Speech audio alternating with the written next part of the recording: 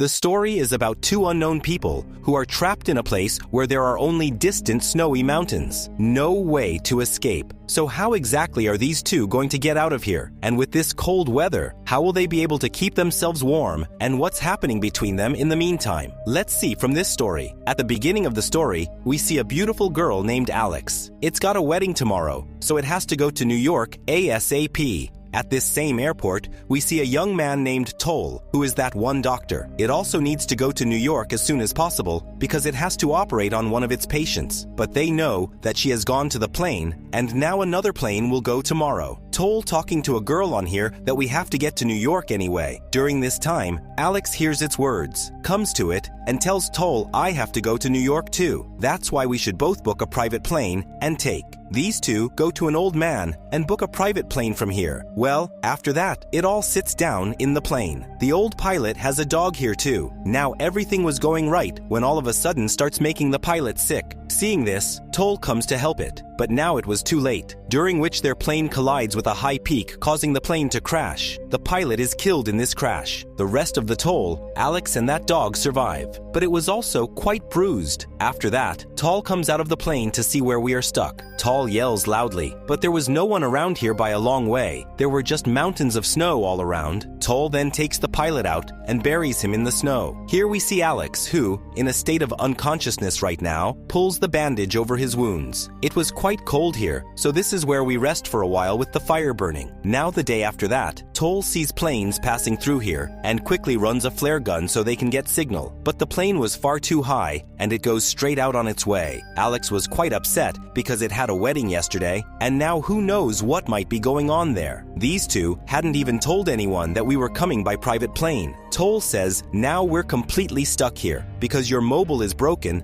and my phone isn't getting network. To which Alex says we can't sit on our hands like that because we don't have much food to eat. So we need to walk and find a way out of here. To which Toll says it's cold enough outside to make us sick. So it's good that we wait for someone to come in here. Well, both wait a few days inside the same for help. But after 4 to 5 days have passed, no one comes here to help them. To which Alex says that if we sit on our hands like this for a few days, then we will die without even trying. We've only got a few days of food left anyway. That's why we have to go out and look for once. After hearing things like this, Toll takes Alex's word for it, but tells him that your wounds are not completely right yet. So you stay here, I go out and see. Toll then starts to walk out on his own. But here, there was nothing but snow-capped mountains in the distance. Now, after walking quite a distance, Toll also begins to come back exhausted. But during this same time, its foot slipped and the Luthicate seemed to go down. There is a pretty deep chasm at the bottom, but suddenly, the Toll goes from stuck because of some stones which saved from falling into a ditch. There on one side, we see Alex, who is listening to some recording from Toll's mobile. But then suddenly, a dangerous wild animal comes along here, seeing that the pilot's dog would bark at him and go out to kill it. But that wild animal was dangerous and wound up the dog. After which, the wild beast starts to approach Alex. Seeing this, Alex got quite frightened and quickly took out the flare gun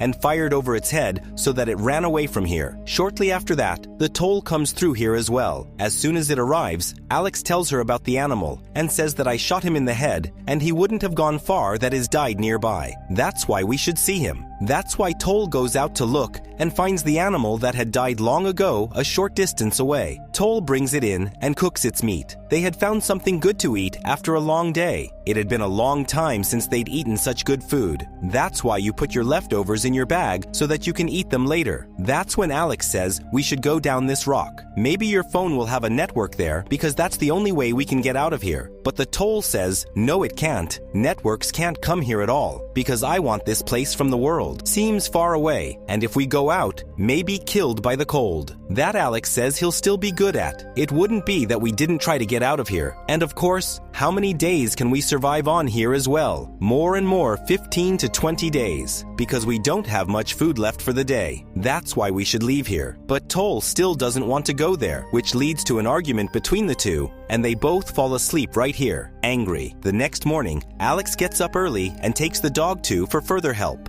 but beyond the icy rocks outside, there was nothing to see in the distance. But still, a false hope seems to be taken. On one side, we see Toll, who now stands up Soker, then sees that Alex is not on here. During this same time, it receives a letter on here, in which Alex wrote that she is going for help. And if I find any help or way to get out of here, I will take you away from here with me. But Toll knows there is no way out, as I've been pretty far in the past. Toll steps out and looks for the footprints that tell him which way she went. Toll starts to go looking at the marks, and after going a long way, it sees Alex, so that Toll increases his walking speed, and after some time, finally reaches Alex. These two are quite happy to see each other, but Alex was pretty tired from the walking and shivering with cold. The troll says, "Let's go back to the plane." But Alex says, "We've come a long way. Maybe further down we'll just find a way out of here, and what are we going to do back there anyway?" That's why the two seem to go forward with a weak hope.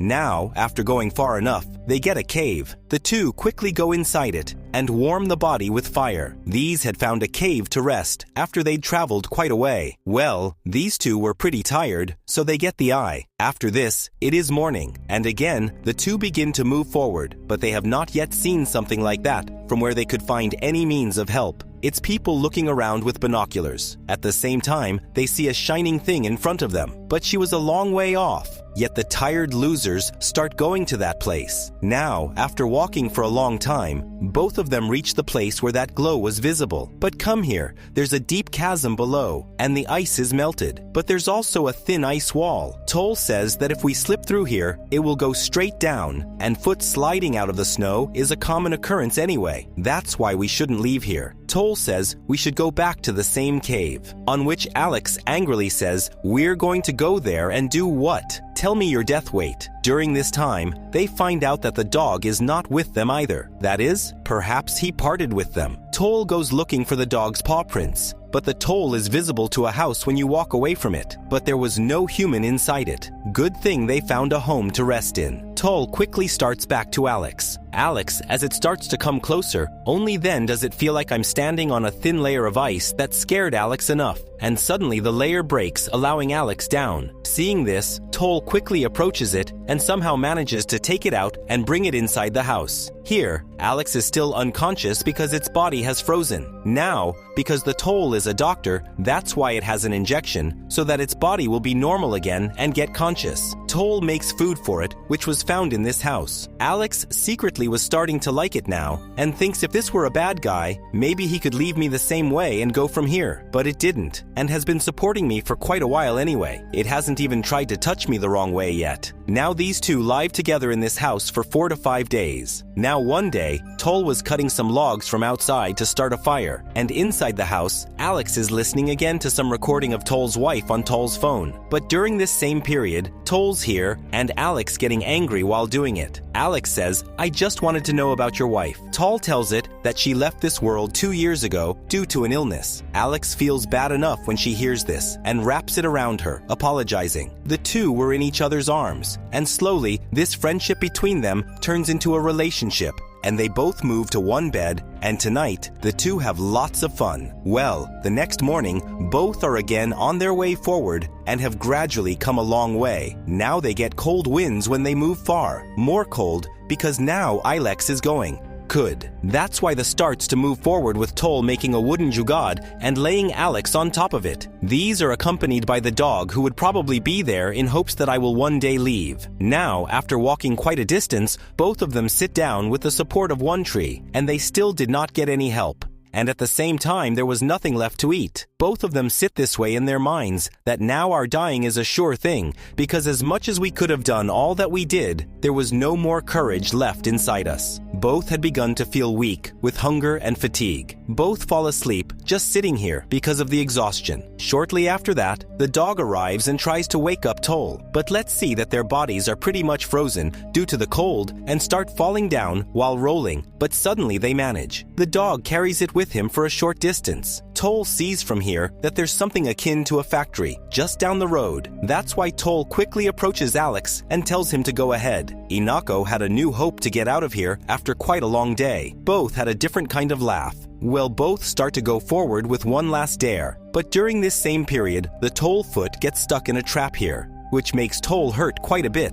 Alex quickly approaches it and tries to kick him off his feet, but the trap doesn't budge, on which Toll tells it that you go from here and bring me help. Poor Alex Hari, exhausted weak from hunger, somehow reaches a road. At the same time, a large truck pulls up in front. Alex stands right in front of the truck to make it stop. Alex was too weak to fall over in front of the truck and pass out. The owner of the truck stops the truck. Now after this, the scene is cut and we see these two in hospital. Toll quickly comes to Alex's room and they laugh and talk. But during this time, Alex's fiancée comes over so that Alex can marry. Alex calls it, "If Toll hadn't been with me, I wouldn't have survived at all costs," for which this guy thanks Toll. Toll now understood that this was where we were headed because Alex's life is different and mine is. It was quite a pain to part with both though. Even both of their hearts were beating for each other. But the situation was something like that. Both remain silent and Toll goes away from here. As the days passed, Toll went about his doctoring work with an unhappy heart. On the other side, Alex was also just missing Toll. That's why one day, Alex even calls Toll, but Toll doesn't attend to its call because it feels like my departure will put a dent in Alex's relationship. Now Alex sends some images to the Toll as a result of this same time. Seeing that makes it more reminiscent of Ilex, and he calls Alex, and the two promise to see each other. Well, the two meet at a restaurant. Alex calls it, "Why the hell weren't you picking up my phone?" To which Toll says, "Because I don't want you to miss me. I'm trying my best to forget you, and yes, anyway I am married, and you must have gotten married by now," which Alex says like that I broke up with him, and I just love you, because you are the one who can understand me. I haven't seen a nice person like you in my whole life. But Toll says, "Alex, forgive me. I'm married. And what if my wife is no longer in this world? But I still love him to this day." But the truth was that Toll wants Alex with all his heart. After this, the two walk out of the restaurant and both embrace each other, after which the two go their separate ways. Though both of their hearts were beating just for each other. Both had tears in their eyes, and there is a moment when they start going back to each other and hug again. Both had tears in their eyes, but inside both of them were so much happier, like they turned the biggest loss in their life into a victory. Guys, I hope you enjoyed this story. What are you thinking if I like it? Do subscribe to the channel, and yes, now that you've watched the video all the way through, do like the video as well. The rest I ask you, if you were in such a situation, what would you do? Make sure you let me know by commenting. Bye.